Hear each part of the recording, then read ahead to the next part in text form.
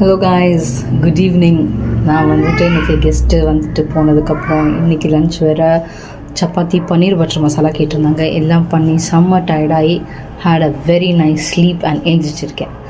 சரி, Sunday evening எங்கேயாவது வெளில போகலாம். மால் போய் போர் அடிச்சாச்சு. It's not that I don't go to malls போய் போர் அடிச்சாச்சு. அதனால் ஏதாவது கோவிலுக்கு போகலான்னு டிசைட் பண்ணியிருக்கேன்.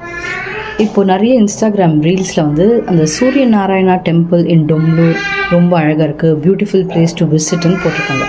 பட் வென் ஐ சி இந்த கூகுள் செக் பண்ணால் 8:30 க்ளோஸ் டைம் போட்டிருக்காங்க.